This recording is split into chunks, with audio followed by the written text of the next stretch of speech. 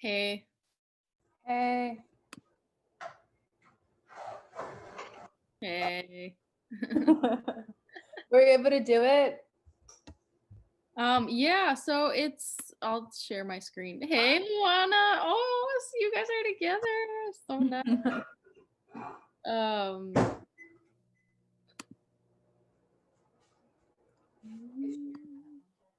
Yeah. Can you enable screen sharing?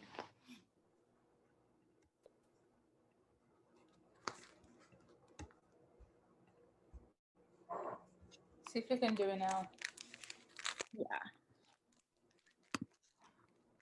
So yeah, so I'm here. It's just like waiting. All right, can you go up that first link? Yeah, can you send that in the chat for me? Yes.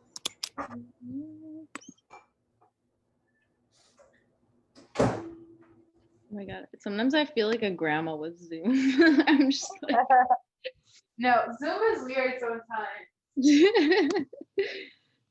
Oh, there we go. Okay. Chat. Yes.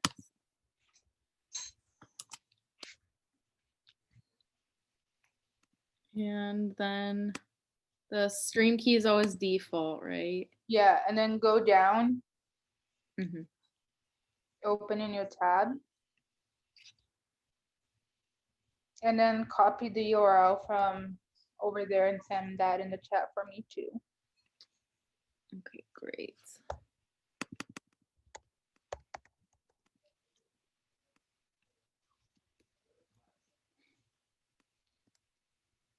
Yeah, because I think I did more of the Zoom tech role. No, I did the Zoom platform role with Luana, but she did most of it the last time. And then we just wait. Yeah, then we'll just wait for people.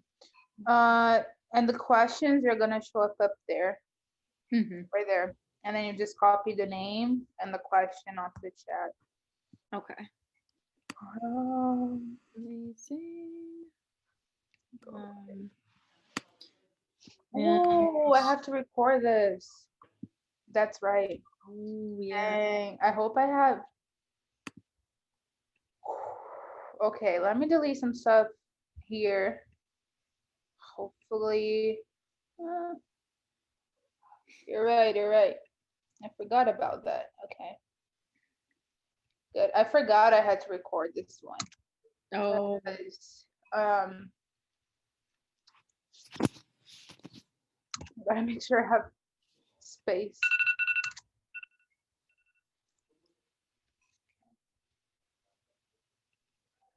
Oh yeah.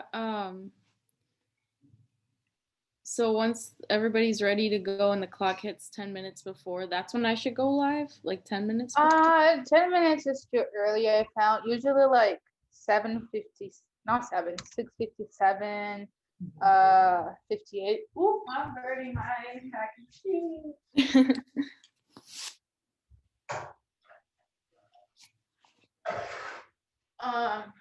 Like 6:57. Okay. And then yeah, and then you go live to audience. I was gonna do 10 minutes before because I thought that would take longer, but they recently did an update, which messed me up yesterday, but um they did an update. Is it already recording? I didn't even hit record. That's weird. Anyways, hopefully I'm gonna stop recording. Well, I don't want to stop recording and then not be able to record again. Oh, yeah. But also I don't want to like I wanted to start recording as soon as it started to make sure I had space for it. Let's see if I stop recording.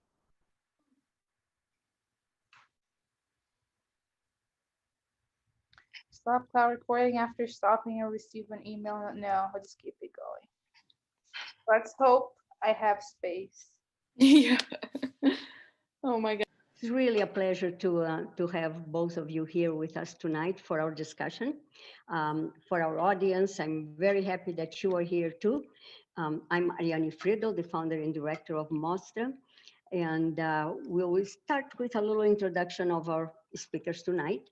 Mariana Meliande is a director of the film that you, I hope, have seen, Mormaço, or Sultry, which premiered at the International Film Festival in Rotterdam, competition in 2018.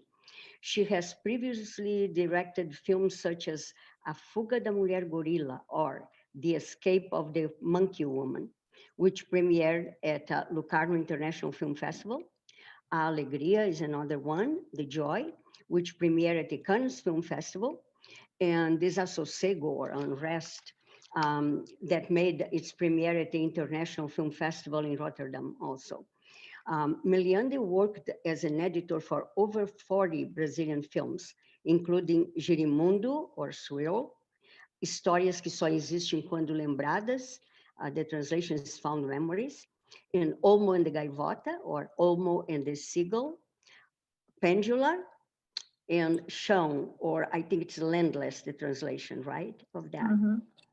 She has a wonderful background, and this film that she directed is a very challenging film. You will discuss it tonight. You are going to see it. I hope you have seen it. And if you haven't seen it, you will want to see it after our discussion.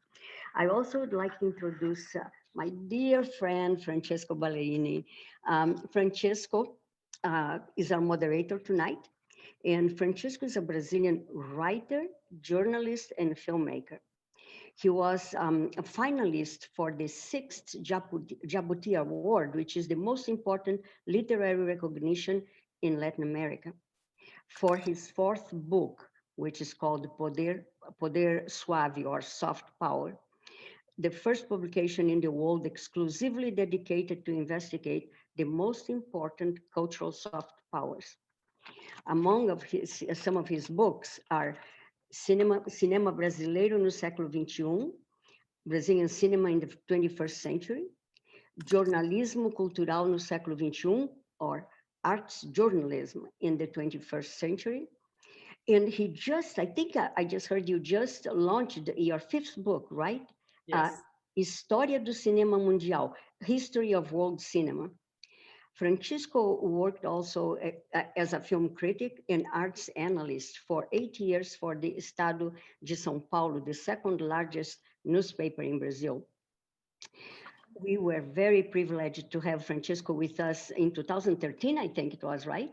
Yes, that you came exactly. In Chicago to moderate the films of our 4th Mostra. We are now on the 11th Mostra. And we have kept contact every time I go to São Paulo, we get together, and it's always a pleasure to have you with us. He's a fantastic film critic, and we really are happy that you could be with us tonight to moderate this session. Me too. Thank you a lot for the invitation. Thank you. It's all yours now. Thank you for the invitation. I'm so happy to be here with Ariane, to see her again and with everyone. But first, I would like to congratulate Marina for her film, and especially for her career. Her biography is amazing, and her film caught my attention because it talks about something very urgent in Brazil, which is the swift and very abrupt changes that happen in big cities like Rio, São Paulo, and Recife. Sometimes, most of the times, privileging the rich and the politics and the poor population. So I would like to ask you, what was your biggest difficulty in making this project real, from the script writing to to approve that with like financing and all the process that we know that is very difficult in Brazil, especially nowadays? First of all, I would like to thank you all for the invitation. Very happy to be here, to have this opportunity to share with you about the process of the film. Of course, we had a lot of difficulties, but I can say that the process of developing the film and writing the script was very it was not that long, if I can compare with other processes. And I've been in some labs, international labs, and Cine Foundation residence that when I was writing the script, and it helped a lot. I got some international funds quite fast and during the process, and we got this fund that doesn't exist anymore, unfortunately, in Brazil. That was Prodecine 5 from Ancine Fundo Setorial, which was dedicated to art house movies and new directors, and unfortunately we don't have anymore this fund. And it was the first year of this fund, and we got from Mormaço. It took some time to get this fund. Once we got it, it took a year or a year and a half to get, and it was my main. I was worried about this time because we needed to shoot before the Olympic Games. So at the beginning, I was planning to release the film during the Olympic Games, and because of these kind of it was kind of late funding, we shot the film like in March, like 3-4 months before the Olympic Games, and at the end it was amazing because we were exactly at the moment that the tension and all these subject that I was very interested about to deal in the film. It was very the most important issues for me. It was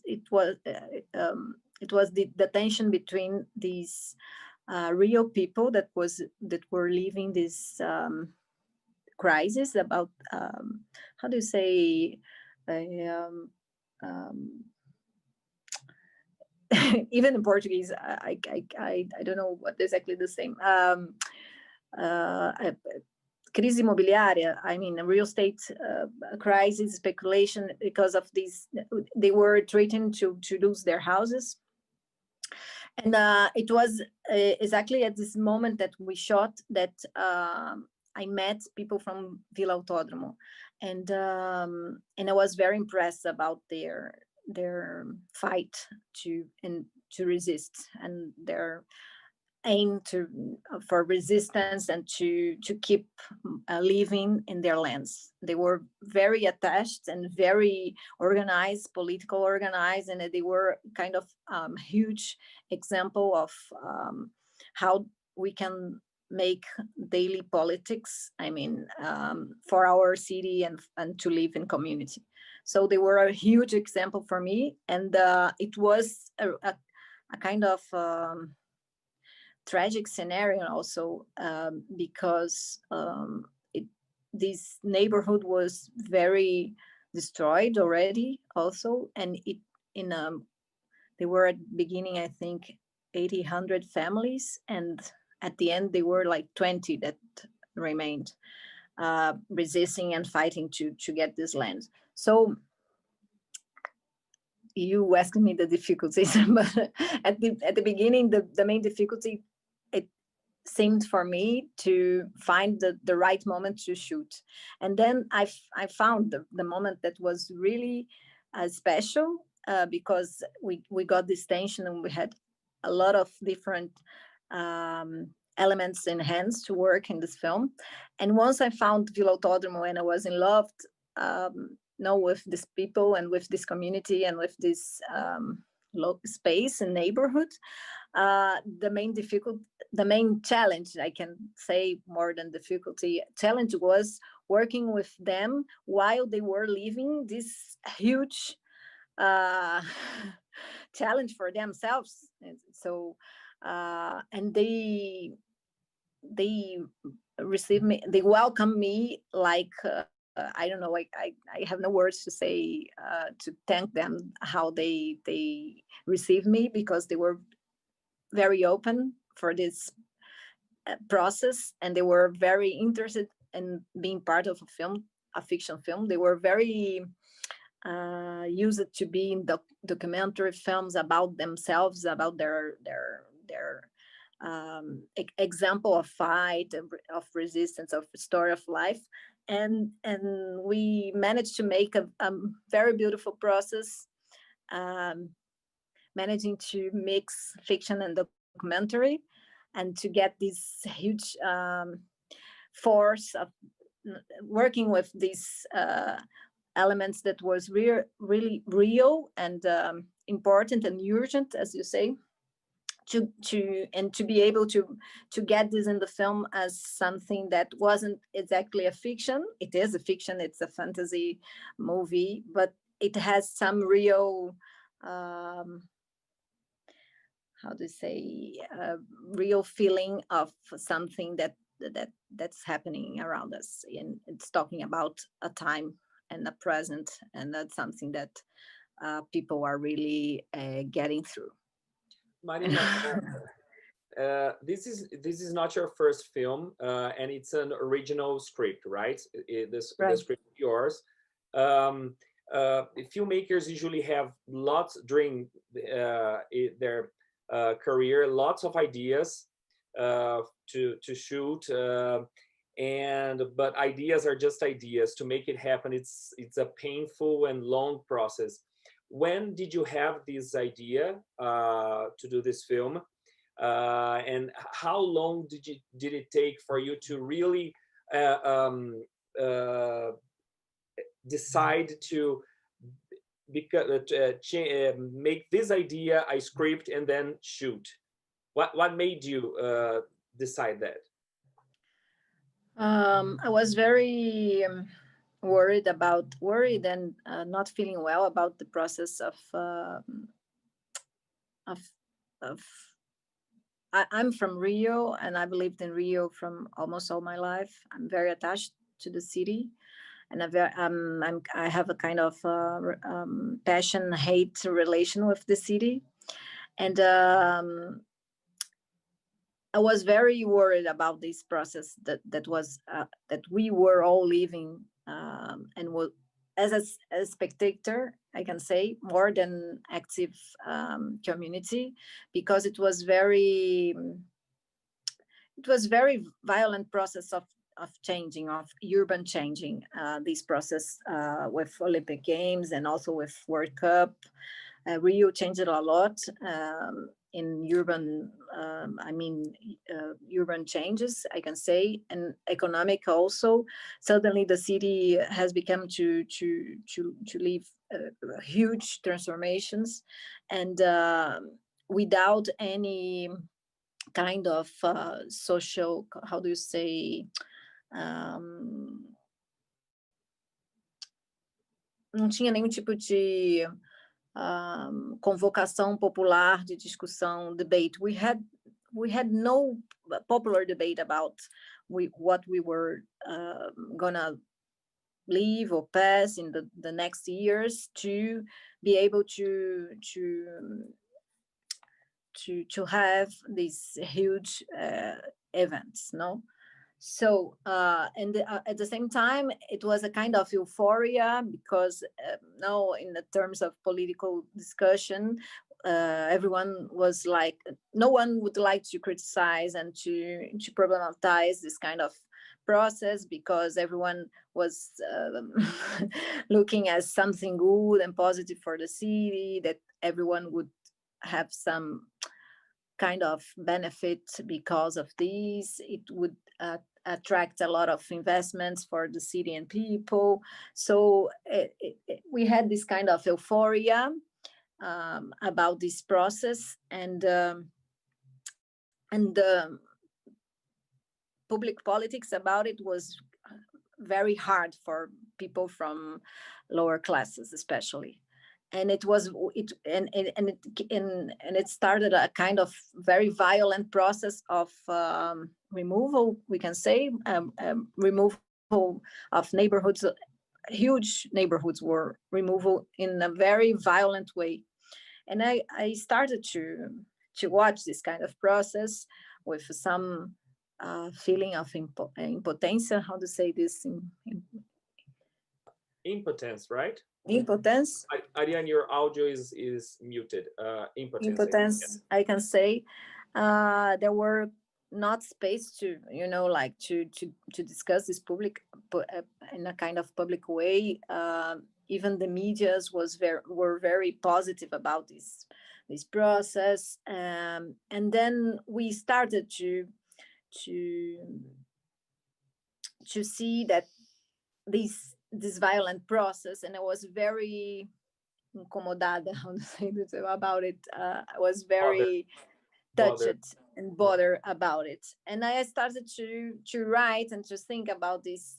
That was an issue that I would like to work in a film, because I'm very interested in working and thinking how the cities and urban changes can change someone and can affect daily life and people who live there. So the cities are made of people also, of course, and this idea of community. So I started to think how an urban change could affect the body. And at the same time, I was always very attracted about these kind of elements that are very present in Rio, besides of the summer, and that it was very hot. There's this idea of humidity, and and this feeling that there's a lot of how do you say, micro universe in Rio, like in fungus. And everyone who lived in Rio for some years are used to see your clothes during the winter getting mold, and we are very used to see things getting estragando, how to say this, getting spoiled, spoiled, like fruits, very easily. It's kind of part of this feeling of the city that suffocates us, also because of because of the heat, and because of not only the summer, but especially because of the humidity. Mm-hmm. So it was something that I would like to work also, and I started to think about this kind of disease that at the end, for me, it's not exactly a disease, but a kind of process of resistance, of body transformation that could be related to this idea of transformation, that how a city and a space in transformation could affect someone or body, and could take this body somewhere else. I don't know if it's a somewhere or some who's, or there's no explanation exactly what happened with this body at the end. I have my explanation, but I like to think this idea of getting two bodies, two different bodies, the city and the body that somehow they mix and get and transforms in something unique. I don't know, something. So it started like with this idea to think how the space and the idea of community, of idea of see a city, a huge city, could affect a body in transformation. How these two things could transform themselves at the same time, and having this relation. Not how they say. Sorry, my English is terrible today. Very good, actually. Very I'm thinking in other language. Sorry, and could affect, and also now we are in a pandemic times. It's terrible to use this word, but I was also always thinking about this idea of contamination, but a contamination in a positive way, that could how someone could contaminate other with their enthusiasm also, or this idea of resistance. So this idea of keeping their sacred things for them, like their lands, their houses, their family, their idea of community. So Mormaço started with these ideas, and it was, I think, in 2011 that I started to work, or 12, to work in these ideas. And in 2016, it was when we shot and released in 2018. So it took some time, but of course it's not that quickly process that we write in the ideas started to getting, some time. They took some time to get this process, and then I started writing in 2012, 2013.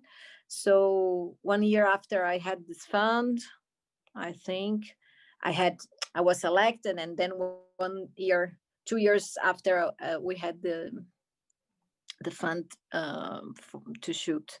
So if I compare with other process in Brazil, it's not that long, but it's quite long. It's a marriage. Longer than a marriage sometimes in Brazil, right? Yes. Ariane, would you like to ask something? I have another question, but if you want to make any questions now. I was amazed by this movie, and it was the progression of the movie that made me extremely anxious. I was going to save my questions for the end, because that relates to the end of the movie, and I don't even know if you want to comment, but so many people asked me about why did you end it like that, and I think you should wait a little bit to discuss the end at the end. So, but really, what is happening there is not something totally unrelated to what happened here. The developers, it's not to make a stadium. We have one process right now outside of my building. My building faces the lake. We have a wonderful view of the lake, and it was promised to us there was completely unblocked view. And right now we have developers, and they get their way. I don't know how, but they get their way, that want to build. It is a wall of buildings right here in front of us. If they are successful in doing that, we are going, all the buildings around here which have the view to the lake, we are all going to lose our views. And how do they achieve that? How are they able to do things like that? And dislocate people, they don't think about that. And on areas where there are some low-income housing, how some developers come and throw everybody out and just build a new thing. And it amazes me how these things can happen. And always I think, like you said, what can we do? How can we be more proactive on things like that. I think this is really, your film was incredible about that, in that sense, I think, to show some of, you know, actions, even though I don't know how successful we are, they go ahead and do it anyway, you know. You know, it's part of the process of Olympic Games, special to remove people from the areas. All the Olympic Games in the last 20 years or more remove people to make part of this show, because they need a huge structure, and cities, especially cities from I don't know, in Brazil, that we hadn't that huge structure to receive these events. We had to prepare a lot, and we know they had to remove people to get huge areas to build this kind of structure, and justifying this because of the kind of idea of progress, that something that could be a kind of heritage for the city, something that people could use after, and to get something, this structure would stay for the city for a long time. And it wasn't what happened, actually. It's very clear for us now that it was a kind of pact between these constructors, right? How do you say, the builders? Construction or building, yeah. These constructors, and to make kind of builders that they change land with investment in this structure. So the mayor of Rio was negotiating lands, giving lands in exchange to have investments in this huge infrastructure of stadiums. And so at the end, we hadn't the funding, all the funding to build the structure we need. And they had to make this kind of pact. They had, I don't know if they had actually, if they were obliged, not, they were not obliged, but it was part of the plan, or it was part of the economic, to be something that it was economical, it was to be possible economically. They made this kind of pact. And it happens in all Olympic Games, all preparations of the cities, I think, since Barcelona. And when this idea of sediar, how do you say this? These events, of having these events, it could be hosting these events, could be something very special for a city, to put the city in another touristic way to attract more people after, and to build a kind of international image for the city, international kind of selling the city for more people and to attract more people from tourism. So it was part of this. So and the story of Rio de Janeiro, of the city, we live in the last century, a lot of different process of speculation and also of removing. It's part of the idea of the cities. When we got these areas that are not that close to the center of the city, that are more far from the center, for example, as Barra da Tijuca or Jacarepaguá, this area where Vila Autónoma is based. When this area that started as a kind of village, a small city inside of the city, when the infrastructure arrives there with all the the speculation becomes also for these areas. When the city is expanding, expandindo, no expanding. This area and this land costs a lot more when this infrastructure of the city of urban infrastructure arrives for these people, and it's exactly at this time that the removals happened, when people are, after decades, building their own infrastructure because the city doesn't have this energy to build for all people, to have this idea of community. When the infrastructure, I don't know if I'm explaining myself. I'm kind of I think my English is very confused now. I don't know if you can help me. Pretty clear. It is very good. We can understand. So when this land becomes to be more speculative, or this value of the land, it's higher because of speculation, the removals happen. So it's part of the story of Rio de Janeiro and the process of building the city and expanding the city to have removals. So it was kind of natural for us, not for me, but for the city and for the idea that people live there. People are quite used to be removed from their houses. But this way was very, very violent process. And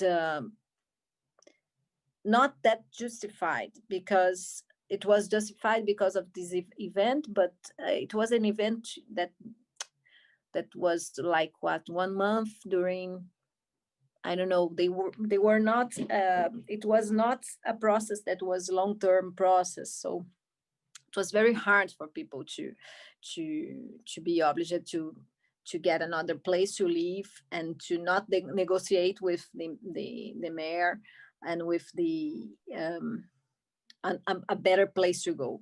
They are all living in a worse way now. I mean, people who were able to negotiate, because not everyone was negotiating. A lot of people just lose their houses, and I don't know what they had no house now, where to live. A lot of people are living in the streets, and or living a very, very far, I mean, living much, much far from their were living and far from their work, and having to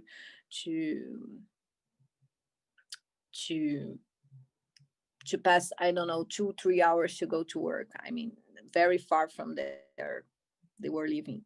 So a lot of people are living now in a worse way, in a very hard way, as they were living in comparison as were they living before. So it's not a city that treats everyone in the same way. It's, of course, it's a very elitistic way to see this kind of city, to work in Rio de Janeiro. Someone? There's a question from Sarah. Yeah. I'll read the question. Okay. Sure. I lived in Rio my entire life, and I was wondering if you could talk a little bit about how the general view and portrayal in the media of these communities contributes to these developments and gentrification of those areas.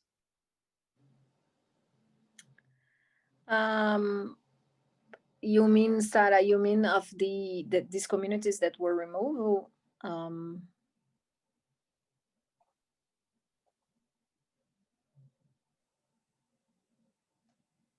Because we had some media about the process of removals. We had a lot, I mean, special alternative medias that were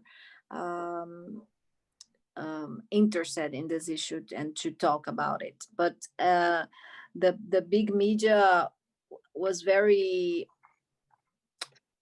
I mean, attract with the idea of hosting these events, and wasn't not problematizing or criticizing this process. They were very they were together with this idea of making this image of international city that could host this event for Rio. And I feel like poorer communities in general are portrayed badly in the media, and so people tend to think these developments are a good thing, maybe. Yes, so contractors can get away with that kind of stuff. Yes, yes, they were seen as people that had not the right to be there, that was invaders, for example. They were treated as invaders, and most part of them were the right to live where they were living. So that's why they could also negotiate, and they were not able to be just expelled, you know, like they had to negotiate because they had the right to be there. In different process of Rio, I mean, in case of Vila Autódromo, I think in the 70s or 80s, they had this process of recognition from the governor of Rio. It was Brizola, and Brizola, I think, in the moment, in the 90s, I think so, that recognized the right of their right to be there, to live. They couldn't sell this land. It wasn't that they could, I mean, they were not owners, but they had the right to live for 100 years, their families, and could build houses and could expand their houses there to build another, not rooms, and they could live there and not be, and could rent, I think, their houses also, but it wasn't that they were not owners. It was an area of interest, interesse, a community interest, I mean, for public housing, I could say. So yes, most part of the big media were treating these people as invaders and people who supposedly were not respecting the environment, and they were kind of polluting the rivers, and it's not true. Actually, they were very, because of they have this idea of community, they were treating these areas their homes, so they were making a lot of improvements in these areas so they could live better. Yeah, so there's a kind of different ways of looking for these communities. There was a question from these different medias. From Eric Brenner that said that as do you know of any resistance movements against the development that were successful? This, in the case of Vila Autódromo, is the first movement that in Rio, at least, and in the story of Olympic Games, that could resist. At the end, they could stay. So they have this kind of also example of important example of resistance. Although there are few families now, unfortunately, there are 20 families that resist, because it was very hard process. They lived a lot of difficult things. They were like in a kind of apocalyptic scenario, with no water, with structure of city. I mean, they were destructing everything around, so they couldn't, they would give up to be there. They were trying. This was the kind of political politics of this prefeitura, Mary, of Rio, to convince them to get out. So it was not an easy process, but they could resist with a lot of supporters. Also, they were able to create a kind of community that wasn't only the community that lived there, but people that were supporters of this cause and was like friends of this idea to help them to resist, to help them to stay to stay there. And it was a lot they were known a lot from a lot of people because they were kind of making like every week they were having they had a lot of events, you know, they musical concerts, movies, and theaters, having people to make like lectures, and they were kind of resisting also and construct building this idea of culture, and having this kind of a new community in between them. No, to it was very beautiful process. They had a lot of energy, and it was a really beautiful example of resistance. Mariana, I'd like to ask you a more technical question that made me curious. You said that your film has a mix between documentary and fiction. How hard it is to do a script when it's fiction, but you let the film being contaminated by reality, such as in a documentary? How hard it is to actually shoot a script like that? Actually, the script was mainly fiction, and when I started to shoot, when I started to research, and when I found Vila Autódromo, I was in love with this community and with their energy and with this example of people. They were amazing. There were amazing characters also there that were a huge example for me, and I started to shoot in a kind of informal way before shooting for real with with my team, my crew, a huge crew. I was like once in a week. I was going there in Vila Autódromo with my DOP, for example, and when it was happening something in some day, I mean, it was a kind of I don't know, event there. We were like going sometimes to shoot and to get more closer to people también also, and to know them better, shooting with them, and to get this closer relation. And I realized that there were a lot of interesting things that it wasn't my script, and I would like to shoot also. So, and close to the shootings, they were living this kind of threat, and that it was one of the main leaders of this resistance had this threatened to lose her house, and they were fighting in injustice about this right to stay and we were kind of in a tension that we were waiting for them to lose this house anytime. So we were very worried to be very close to them, because we know once we were there with a camera, we could also film and protect in some way this process not to be that violent, because once we have a camera in front of the police, we can sometimes avoid more violent actions. We were very close to them, like in a kind of expectation to know if it would happen or not. Of course, hoping that would not happen. But it happened in the second day of our shooting, and in the first day of shooting, we were there shooting with them in this house as a decor, as a scenario of the film.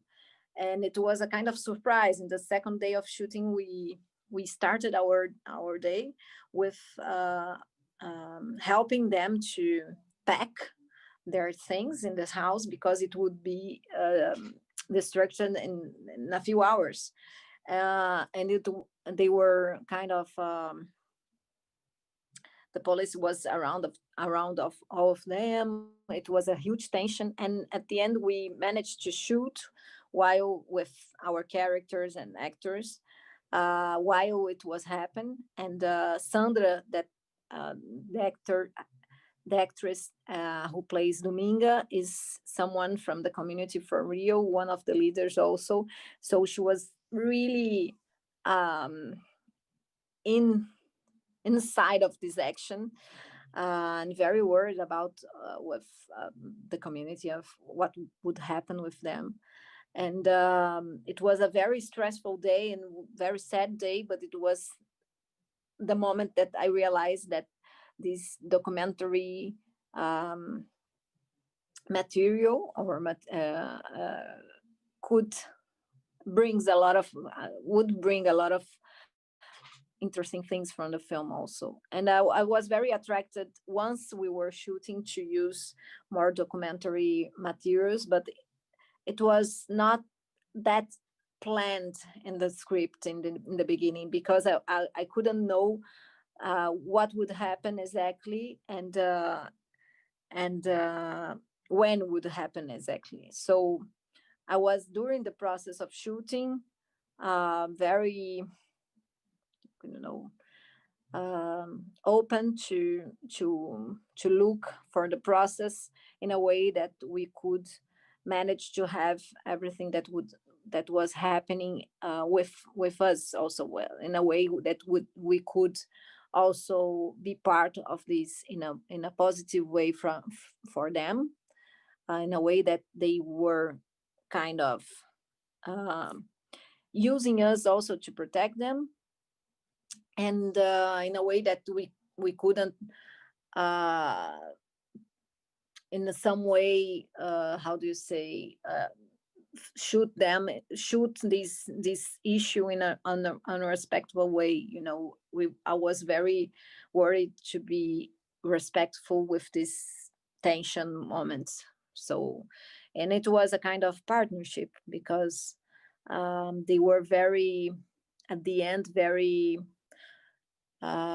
grateful to have these hard moments also registered for them, like in the history of cinema, for example. They were very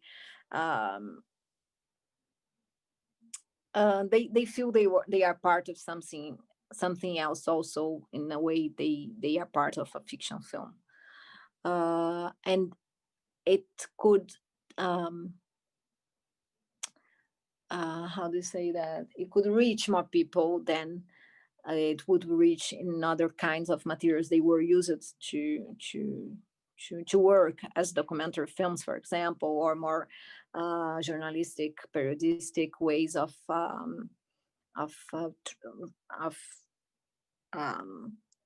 telling their story, of a way of telling their story. So yeah, I think it's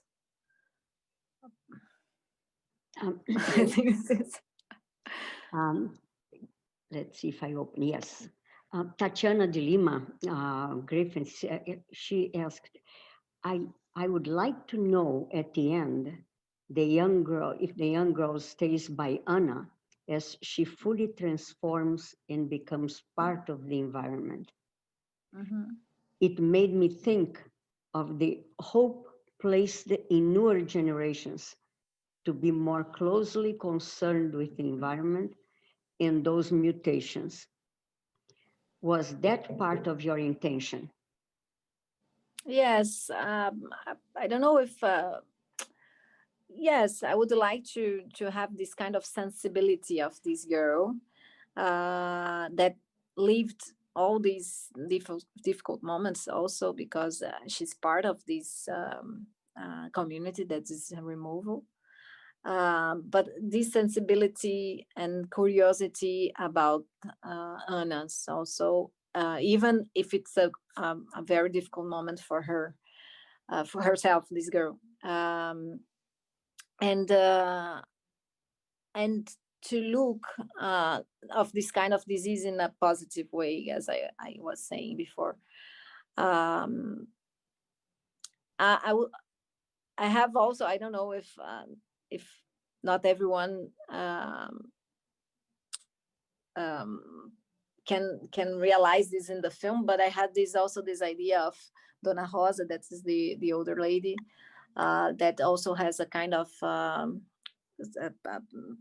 in her hand we have a blue spot, a very little spot that shows that maybe she's the next one who would develop this disease. And could have this kind of heritage of this crazy disease of resistance, and maybe this is a beginning of a epidemic. Epidemic something. I know it's very hard to talk about epidemia now, but I was thinking about these epidemic diseases in a way of a positive way of changing and transformation. So yes, I would like to know to think about this girl as a new generation that's looking for this example and trying to understand what happened with this crazy process of Anna and of the city. She's the one who will will remain to tell the story, maybe. Well, as a journalist, I have to ask you: you are living, or you are just for a couple of weeks in Uruguay? Are you in a new project? What are you doing now? I'm living in Uruguay for like almost 3 months. I'm shooting a series here. Okay. That would be shot. That should be shot in São Paulo, but because of the pandemic, we are shooting almost all of these series here in Montevideo. Great. It's great. I would like to go back to the end of the film a little bit, which at the beginning, the first time I watched it, I did not understand. I said, why does she have to, where does all that disease came from and took over her and took over all her environment and everything? So how and why did you choose that particular way of showing, what an environment can do to a person? The disease, you mean? Yes. Because I think the body is a kind of way to think about these, how we belong to somewhere, to a place, to a city, or to a community. So it's a kind of our structure, our kind of house. So it's what we have to relate to relate to environment, and I really like the idea to think in this kind of parallel that bodies and walls could react somehow in a kind of similar way to environment issues as humidity, for example, or even with tension. I was working all the time with this idea of progression, that in progression in a way that accumulation, the idea of accumulation. I would like to work with this idea how a body reacts and accumulate after the accumulation of the humidity, the heat, the tension, the feeling of impotence, depression of having to react and not being able to react as fast as we need or we think we should, and the body and this disease as a kind of reaction that are not rational, and it happens before we could realize that we are already reacting. So the disease is a kind of for me in this film is a kind of reaction in a good way, that it's showing that our body is living something and reacting to this, that's something that bothers us or somehow changes us. And I like this idea of mutation and kind of metamorphosis to get these two bodies of the city and of Anna closer of each other to know to get them closer as the same process. And I really worked in this idea also because I like this idea of beginning in some realistic way. So this disease at the beginning of the film, it's something that could happen to everyone. I mean, a lot of people tells me after the film that I was scratching. How do you say coçando? Yeah, scratching. Yeah. Scratching all my body during the film. It was very strange. Yeah, that's exactly why I'm asking, because I was. Anytime I thought of that end, I would go, it seems that, do I have anything? At the same time, people also said me, I had a disease that was very similar with the first phase of Anna's disease or the second phase, because we have these all phases of disease. So I created a new disease, a fictional disease that I would like to be something at the beginning, especially something that we could relate to something that people had lived already, that recognize that something that's realistic or it's possible to live.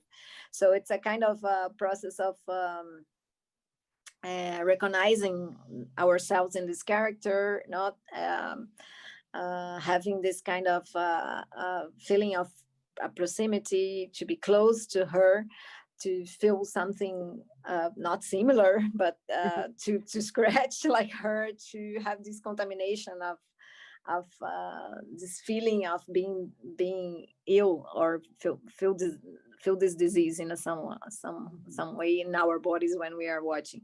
So it's a kind of trying to take us from where we are, and to try to think how we can manage our bodies in these different ways, and of course the environment also, and political, urban politics also. I mean, it's all together. Yeah, I think. Well, you certainly accomplished that. I think everyone that I talked to that saw the movie tells me, but that ending, that ending was so. Yeah, and I like the idea of starting in a very realistic way, and after we are in a accumulation and we are in a kind of progression, and it becomes something very unrealistic and a kind of fantasy and metaphorical way of looking this disease or looking this story. I like this idea to start in a realistic, almost documentary film, and that transforms itself also in another genre films. And during this duration, during now 1 hour and a half, we have a lot of different films in one film. In a progression, something that makes sense to transform itself also with the city, with the body, and with the disease, and with the film all together. So it's part of my way of looking at this issue. Great. Marina, I would like to personally thank you for your wonderful story and your film, and we hope to see your series soon on TV, maybe, I don't know, or in festivals. I can say yet, but you'll see soon, I hope. And congratulations for the debate you put in this film that is so important in every major city in the world. And thank you a lot. Hope to talk to you soon again. And I want to thank both of you, Marina and Franthiesco, for being with us tonight in our Mostra. And I also want to thank all of our sponsors, because we cannot do this without the sponsors, and we have quite a few of them. And the universities that normally participate too, many of them are also contributing to this virtual Mostra, even though we are not on their campuses as normally we do it. They have been watching, they have been sending questions, and they are interested in the movies. I want to thank my virtual team, which has been just unbelievable, a team of very young students from Columbia and DePaul University who have helped me out because I know nothing about doing a virtual festival. And, you know, it is due to their work that I have been able to do this. I also would like to tell our audience that don't forget to go on our website and see our silent auction, because that also help us bring some funds so that we can continue to bring Mostra to you. And it was part of our young virtual film team that they decided, why don't you do a raffle too with those who really donate something? They have the right to get something for free. So they put a raffle in our website. So those of you who want to do that, we would appreciate very much. But most of all, without you filmmakers, we cannot have a Mostra. And I think that Mostra has the purpose of bringing films with social conscience. That's our main goal. And so all our films have some very important theme that we want to discuss, and we want people to see and think about it, because, you know, solutions are with us, and solutions are with the young people who are in universities, and we need to try to motivate these people to do something. And ours is just a drop in the water, and the ripples come after. So hopefully, we hope.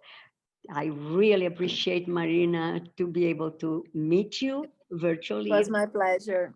But it has been wonderful to have with us and explaining, because I understood a lot more about the film now, having you comment on it. And Franthiesco, again, it is wonderful to see you, to have you with us. And hopefully the next time, this year I won't be able to go to São Paulo. We do Yes. have the same Mostra, and I think you are going to comment at Mostra, right, in São Paulo, because we continue, Mostra is shown here, and then we take it to Brazil. And it's not a complete Mostra with all the films, but we do show most of the films, and some of you will be helping them out too. So thank you so much to all of you and to all of those who help us. Thank you. Thank you. See you. See you.